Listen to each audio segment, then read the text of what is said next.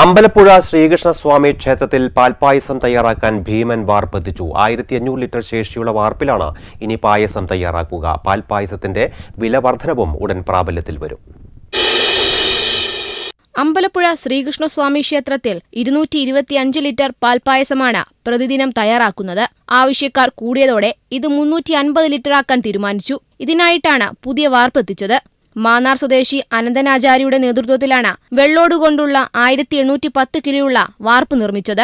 28,96,000 രൂപയാണ് ചെലവ്. മാത്രമല്ല എന്റെ കൂടെ പരം തൊഴിലാളികളുടെ കഠിനമായ പ്രയത്നം, ഒരു വർഷത്തിൽ നീണ്ടുനിന്ന പ്രയത്നം ഏറ്റവും ഒടുവിൽ സഫലീകരിച്ചു.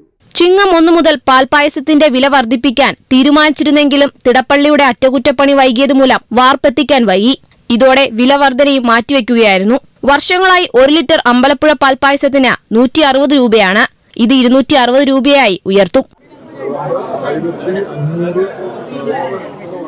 ലിറ്റർ പായസം എടുത്തിട്ട് അത് 500 ലിറ്റർ പായസം ലഭിക്കുന്ന തരത്തിൽ 1500 ലിറ്റർ 500 ലിറ്ററിലേക്ക് വറ്റിച്ചെടുത്തിട്ട് ആളുകൾക്ക് വിതരണം ചെയ്യാവുന്ന തരത്തിലുള്ള സംവിധാനമാണ്. പുതിയ വാർപ്പിൽ പാൽപായസ ഉൽപാദനം വർദ്ധിപ്പിക്കുന്നതിനൊപ്പം വില വർധനയും നടപ്പാക്കാനാണ് ദേവസ്വത്തിന്റെ തീരുമാനം. ന്യൂസ് ഡെസ്ക് ജീവൻ.